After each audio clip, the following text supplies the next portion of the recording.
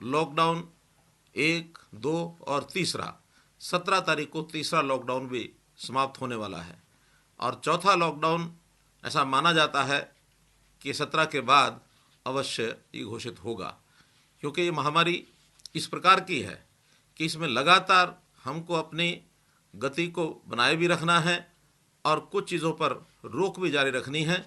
तो हमें केंद्र से जो निर्देश मिलते हैं उनका हम बहुत ही ठीक प्रकार से पालन कर रहे हैं और मुझे इस बात की संतोष भी है आपको बताते हुए कि हम अपने आसपास के प्रांतों की स्थिति में बेहतर स्थिति में हैं, चाहे वो दिल्ली हो, राजस्थान हो, पंजाब हो अथवा उत्तर प्रदेश हो। तो हम लोग अपने आप को बचा करके किस प्रकार से इस महामारी के दौर में आगे बढ़ पाते हैं, ये हम सबको मिल करके सोचना होगा। इसी कड़ी के दौरान प्रधानमंत्री जी ने अभी 3 दिन पहले देश के लिए एक बहुत बड़ा आर्थिक पैकेज इसकी घोषणा की है और वो घोषणा अपने देश को आत्मनिर्भर करने के लिए अर्थात आत्मनिर्भर भारत, इस बात को ध्यान में रख करके ही की गई है। आपको ध्यान में होगा कि जब हम लोगों ने बजट बनाया था, बजट से पूर्व मैंने 4 शब्दों का उल्लेख किया था: शिक्षा, स्वास्थ्य, सुरक्षा और स्वावलंबन। हम अभी यदि स्वावलंबन की बात करें तो उसी स्वावलंबन की ओर भारत के प्रधानमंत्री हमारे प्रिय नेता श्री नरेंद्र मोदी जी ने इस ओर उल्लेखित एक जो अपना फैसला किया है 20 लाख करोड़ रुपए का आर्थिक पैकेज। और इस पैकेज की लगातार जानकारी हमारी वित्त मंत्री श्रीमती निर्मला सीतारमण वो हमको लगातार दे रही हैं। आज भी उन्होंने कुछ बातों पर चर्चा की है। उसमें हमारे लिए जो महत्वपूर्ण है वो है हमारा कृषि, हमारा मजदूर, हमारा छोटा उद्योगपति अर्थात एमएसएमई का जो उद्योगपति है, हमारा छोटा दुकानदार, रेडी फड़ी वाले व्यक्ति, हमारे सामान्य नागरिक, इनकी सबकी जो चिंता है वो उस 20 लाख करोड़ के पैकेज में निश्चित रूप से एक प्रकार से उनका हल निकालने के लिए बहुत से प्रावधान इसमें किए गए हैं।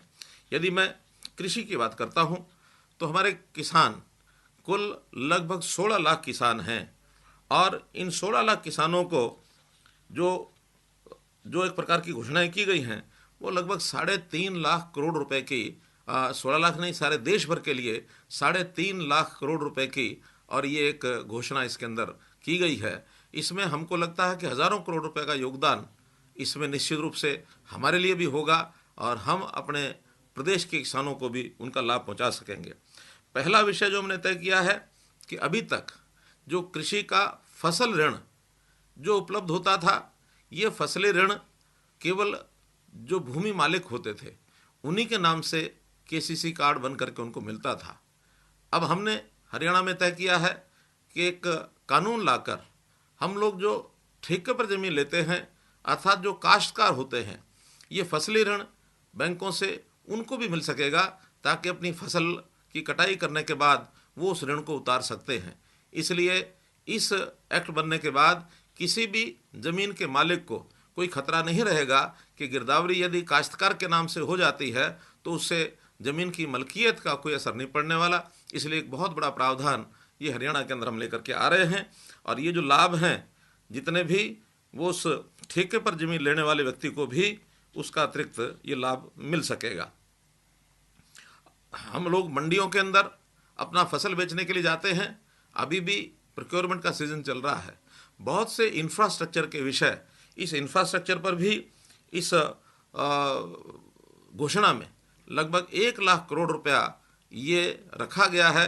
तो ऐसी इंफ्रास्ट्रक्चर की जो जितनी भी व्यवस्थाएं या जितने सुधार, जितना प्रबंध वो करना होगा। विशेष तौर पर क्रॉप ड्रायर अर्थात फसलों को सुखाने के लिए, क्योंकि हम जानते हैं कि मॉइस्चर एक बहुत बड़ी बाधा प्रोक्योरमेंट में होती है। तो उस मॉइस्चर को ठीक स्टैंडर्डाइज करने के लिए, ठीक उसका अनुपातिक जो आवश्यकता है वहाँ तक लाने के लिए फसलों की सुखाने की दृष्टि से वहाँ क्रॉप ड्रायर लगाए जाएंगे। ये योजना भी हमने बनाई है। मुझे खुशी है कि भावांतर भरपाई योजना जो हरियाणा में पिछले 3 वर्ष से हमने चलाई है, इसको प्रधानमंत्री जी ने अपने इस पैकेज के अंदर शामिल किया है और इसको सारे देश भर में लागू करने की बात कही है। हमारे यहाँ FPOs जो फार्मर्स प्रोड्यूसर्स ऑर्गेनाइजेशन बनी हुई हैं, 500 के लगभग पहले से बनी हैं। इस घोषणा के अंदर प्रधानमंत्री जी ने उसका बजट और बढ़ाया है और इसको लागू करते हुए हम अपने 500 FPOs को 1500 FPOs तक अर्थात 1000 नए FPOs और बढ़ाएंगे और इसका प्रावधान भी हमको इस पैकेज में मिलेगा। और इसमें जो हमारे छोटे किसान हैं सब मिल करके अपनी ऑर्गेनाइजेशन बना के अपनी फसलों की बिक्री ये आसानी से कर पाएंगे। किसान अपना साइड बिजनेस के नाते, अतिरिक्त आय के नाते मछली पालन, इसको भी कई बार छोटा किसान करता है, तो मछली पालन को भी बढ़ावा देने के लिए प्रधानमंत्री मत्स्य संपदा योजना ये बनाई गई है। और इसमें विशेष तौर पर जो क्षारीय ज़मीन है, शोरे वाली ज़मीन है, इस ज़मीन में हमारे मछली पालन के केंद्र बढ़ाए जाएंगे। केंद्र का 20,000 करोड़ रुपए का प्रावधान किया गया है, जिसमें 400 से 500 करोड़ रुपए तक का लाभ ये हरियाणा के हमारे किसान मछली पालक ये भी उठा सकेंगे। और हमारी जो ज़मीन है, जो शोरे वाली ज़मीन, क्षारीय ज़मीन, इसको ठीक करने का मौका भी हम इसमें मिलेगा। इसी प्रकार पशुपालन के नाते से दूध से बनी चीज़ें, दूध से बने उत्पाद, चाहे उसमें घी है अथवा खोया है, उसमें दूध का पाउडर है, दही है, लस्सी है, खीर है, मक्खन है आदि, ये सब चीज़ें, इस प्रोसेसिंग के लिए भी पशुपालन विभाग को एक बहुत बड़ी राशि ये सस्ते ऋण और अनुदान ये भी घोषित किए गए हैं। दूध की पैकिंग, ताकि पैक्ड दूध ये भी बाज़ार में बेचा जा सके, इसका भी प्रावधान हमारे इस पैकेज के अंदर प्रधानमंत्री जी ने किया है। पशुपालन और मछली पालन, इनको भी किसान क्रेडिट कार्ड के तर्ज पर ही KCC किसान क्रेडिट कार्ड इनको भी जारी किए जाएंगे, ताकि ये भी अपने उस कार्ड का ये लाभ उठा सकते हैं। कृषि हमारे लिए बहुत ही महत्वपूर्ण एक ऐसा विषय है जिसको हरियाणा की रीढ़ की हड्डी कहा जा सकता है। अब केंद्र सरकार ने इस प्रकार के कृषि और किसान कल्याण के नाते से ये जो चीज़ें घोषित की हैं, इसका बहुत बड़ा एक लाभ हमको मिलेगा। मंडियों का सुदृढ़ीकरण, मंडियों में अभी जो हमको कठिनाई आती है, आगे चल करके मंडियों का विस्तार भी होने वाला है, इंफ्रास्ट्रक्चर भी अच्छा होने वाला है। हमारी फसल जो किसान की होती है वो सीधा खेत से बिक्री हो, इस प्रकार की व्यवस्थाएं ऐसा करने का एक प्रावधान भारत सरकार ने करने की घोषणा की है। तो ऐसी फूड प्रोसेसिंग के नए नए प्रोजेक्ट हम लोगों ने अभी इंडस्ट्री में जो लघु उद्योग, मध्यम दर्जे के उद्योग, इसको बढ़ावा देने के लिए अब नई योजना बनाई है कि 22 ज़िले हमारे हरियाणा के, इन 22 के 22 ज़िलों में 22 क्लस्टर्स अलग अलग कैटेगरी के, इसकी हमने घोषणा की है। और 22 क्लस्टर भी विशेष रूप से जो हमारे नौजवान को व्यवसाय दे सके, उनको एक प्रकार से रोज़गार मिल सके, इसका ध्यान रखेंगे। और हमारे यहाँ का जो कच्चा माल है, किसान का उत्पाद है, वो उसमें रॉ मटेरियल के नाते से लग सके, ऐसे सब प्रोसेसिंग के, फूड प्रोसेसिंग के यूनिट्स, इनको भी हम लगाएंगे। छोटा उद्योग, इसकी ओर भी हम ध्यान करेंगे। तो इसके लिए वर्कर्स को ट्रेंड करने के लिए हमने उनकी जो स्किल डेवलपमेंट है, इसके आधार पर भी इसको भी आगे बढ़ाने के लिए जो घोषणा की गई है प्रधानमंत्री जी द्वारा, कि बहुत वर्कर अब जो इंडस्ट्री में से शायद उनको अपने नौकरी से हाथ धोना पड़ा है, उनको अपने काम से बाहर हटा दिया गया है क्योंकि उद्योग बंद हुए हैं, ऐसे जो रिट्रेंच्ड वर्कर्स हैं, बाहर निकाले गए वर्कर्स हैं, इनकी स्किलिंग का एक विशेष प्रोग्राम चलाएंगे, ताकि अब नई आवश्यकताएं जो खड़ी होंगी, क्योंकि हमको मालूम है कि इस कोरोना के पीड़ के बाद व्यवस्थाओं में बहुत बदलाव होंगे, रहन सहन का तरीका बदलेगा, चीज़ें उनकी जो आवश्यकता है वो बदलेगी, उपलब्धता है वो बदलेगी।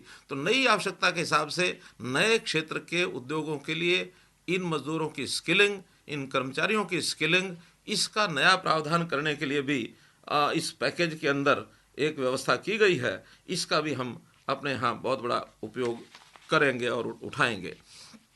हम लोगों ने MSME का जो दायरा है, यानी इसी पैकेज में ये कहा गया कि उनका दायरा बढ़ाया गया है। जो सूक्ष्म और छोटे दायरे वाले जितने भी MSME थे, उनका दायरा बड़ा किया गया है, उनको ज़्यादा काम करने का इसमें अवसर मिलेगा।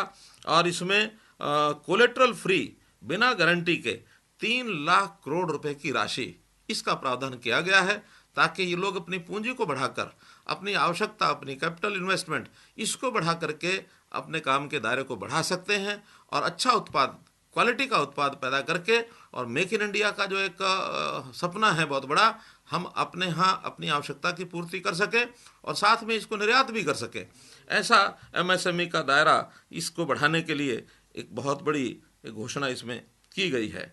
इसी में जो अच्छा प्रदर्शन करने वाले एमएसएमईज हैं, बहुत एमएसएमईज कंपटीशन में आकर भी बहुत अच्छा प्रदर्शन करते हैं, उनको और बढ़ावा देने के लिए, यानी अच्छे को भी और अच्छा बनाने के लिए सरकार ने 50,000 करोड़ रुपए इसका पूंजी निवेश करने की एक व्यवस्था की है, जिसमें से 1,000 से लेकर 2,000 करोड़ रुपए तक का लाभ ये हरियाणा के एमएसएमई को भी होगा।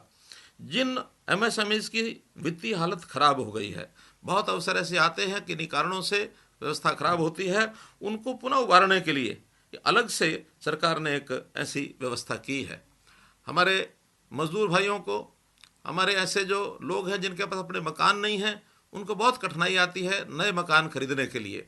इनके लिए एक नई व्यवस्था का एक घोषणा की गई है कि एक रेंटल हाउसिंग स्कीम, इस रेंटल हाउसिंग स्कीम में भी हम लोग जो मकान नहीं खरीद सकते, वो लोग रेंटल हाउसिंग स्कीम जो सरकार द्वारा भी चलाई जाएगी, अलग अलग से जो एंटरप्रेन्योर हैं वो भी चलाएंगे, तो उन स्कीमों के आधार के ऊपर इसका लाभ वो लोग उठा सकेंगे। अभी नए मकानों के लिए एक विशेष पैकेज 70,000 करोड़ रुपए का इसका भी प्रावधान किया गया है। हम जानते हैं प्रधानमंत्री जी ने हाउसिंग फॉर ऑल 2022 तक सबको आवास मिले, ऐसी एक योजना बनाई थी। उसको आगे बढ़ाने के लिए हरियाणा में तो बल्कि हमने एक और कदम आगे बढ़ाया है, हाउसिंग फॉर ऑल नाम का अपना एक विभाग भी बना दिया है। उसकी मिनिस्ट्री अलग से होगी और जिसकी देखरेख मैं स्वयं करूंगा। इसलिए हम आने वाले समय में किसी के पास निश्चित रूप से अपना घर हो, उसके सिर पर छत हो, इसकी चिंता हम करेंगे। फिर भी जो लोग नहीं लेना चाहेंगे, बहुत लोग ऐसे भी ध्यान में आते हैं जो स्वयं अपना मकान अपनी इच्छानुसार नहीं लेना चाहते, जानबूझकर नहीं लेना चाहते, उनको किराए के मकानों की व्यवस्था भी, जैसे मैंने बताया, रेंटल हाउसिंग स्कीम ये चलाई जाएगी। तो इसलिए हर किसी को मकान मिले, हाउसिंग फॉर ऑल का डिपार्टमेंट ये भी हमने अलग से बनाया है। रेडी फड़ी वालों को भी प्रधानमंत्री जी नहीं भूले, उनको भी उन्होंने ये कहा कि 10,000 रुपया उनको भी अपनी आवश्यकता के हिसाब से वो बैंक से सस्ती दरों पर लोन ले सकें, बिना कोलेटरल के, बिना किसी गारंटी के, ये व्यवस्था भी उन्होंने उसमें की है। तो इस प्रकार इन सब बातों को आगे बढ़ाते हुए हम लोग आज के समय में इतना ही एक संकल्प कर सकते हैं कि हम अपनी इस कोरोना के समय का जो समय है, इस समय का किस प्रकार से अच्छा उपयोग करें, क्योंकि हमको मालूम है कि कोरोना एक ऐसा अवसर है जिसमें हमें अपने सारी सिस्टम बदलने पड़ेंगे। हमको चूँकि सारा एक व्यवस्था ये रुक सी गई है, थम सी गई है, तो बिल्कुल हम बंद नहीं हुए हैं, हम थोड़ा थमे हैं। हमें आगे बढ़ना है, चलना है, तो थोड़े सिस्टम बदल करके हमको चलना पड़ेगा। हमारी अर्थ की व्यवस्था जैसे बदली है, इस बदलने की यानी व्यवस्था को हम बदलेंगे, हम इसको बनाएंगे, हम इसको बढ़ाएंगे, एक सिद्धांत बना करके चलेंगे। आर्थिक स्थिति उसको बेहतर करने के लिए पुराने जितने भी नियम हैं, उन नियमों को बदलना पड़ेगा, बदलेंगे, पॉलिसीज को बदलना पड़ेगा, बदलेंगे, कानून को बदलना पड़ेगा, बदलेंगे, लेकिन समय की आवश्यकता के हिसाब से, क्योंकि हमें अपना वे ऑफ लाइफ ये बदलना होगा। एक स्थान पर रहकर हम अपने काम ज़्यादा कितने कर सकते हैं, सोशल डिस्टेंसिंग बनाकर हम कितने काम कर सकते हैं, इस हिसाब से हमको आगे बढ़ना होगा। तो जैसा समय होता है उसकी समय की पुकार के हिसाब से आगे बढ़ना ये हमारा धर्म है। इसलिए हम इन सब चीज़ों को बदलते हुए, मुख्य बात वो ये कि हमको अपनी सोशल डिस्टेंसिंग ये बना करके रखनी है, इसको कोई भी यानी इसमें लापरवाही नहीं करनी है। प्रधानमंत्री जी ने कोरोना का एक जो अर्थ दिया था प्रारंभ में, मुझे ध्यान में है, पहले अपने भाषण में, कोई रोड पर नहीं कोरोना, कोई रोड पर ना जाए। मैं आज थोड़ा सा परिवर्तन प्रधानमंत्री जी से क्षमा मांगते हुए इसकी एक नई परिभाषा मैं करने जा रहा हूँ। कोरोना कोई हमको कोई रोक नहीं सकता, ये हमारा कोरोना है। हमको आगे बढ़ना है, बढ़ना है तो एक सिस्टम बना के बढ़ना है। अब निश्चित रूप से 2 दिन के बाद 4th लॉकडाउन, इसकी कुछ योजना बनेगी और उस योजना में हम लोगों को कुछ छूट भी मिलेगी, लेकिन छूट मिलने का अर्थ नहीं है कि हम पहले वाली सब चीज़ें जैसा फ्रीली करते थे उस प्रकार से करने के बजाय उसके अंदर जितने भी निषेध रखे जाएंगे, जितनी उसके अंदर व्यवस्थाओं को बताया जाएगा कि इसके आगे हमको नहीं बढ़ना है, उन सूचनाओं का अक्षरशः पालन करना, अनुशासन बना के रखना है, इसका अवश्य ध्यान रखेंगे। बहुत से लोग कहते हैं कि हमारी अर्थव्यवस्था बिगड़ रही है, इसको ठीक करने के लिए सब कुछ खुली छूट दी जाए। मेरा कहना है हमारी प्राथमिकता आर्थिक व्यवस्था ठीक करने की हो सकती है, लेकिन ये छोटी प्राथमिकता है। बड़ी प्राथमिकता कोरोना को रोकना है, कोरोना का संक्रमण ना हो, ये हमारे सबसे पहली प्राथमिकता है। अगर हम कहीं कोरोना के चक्र में फंसे तो फिर हमारी अर्थव्यवस्था को कोई भी नहीं संभाल सकता। कोरोना से बचना, अर्थव्यवस्था को चालू रखना, बीच का रास्ता जैसा हमको ध्यान में आता वैसा लागू करना, इन चीज़ों के ऊपर हम चलेंगे तो निश्चित रूप से हमको एक सम्यक अपना रास्ता जीवन बनाने के लिए लाभ मिलेगा। एक लंबी लड़ाई है और लंबी लड़ाई ये एक प्रकार की हमें समय के बदलाव के हिसाब से हमने लड़नी है। बदलाव जो होता है हम जानते हैं, बदलाव जीवन का एक सौंदर्य है। अगर बदलाव अब आया है, इसमें कोई कठिनाई आई है तो इसको कष्ट के रूप में न लें, बल्कि इस बदलाव के समय पर इस बदलाव को स्वीकार करके और जीवन का आनंद इस रूप में इसको लें तो निश्चित रूप से हमारा भविष्य अच्छा होगा। कोरोना हारेगा, भारत से भागेगा।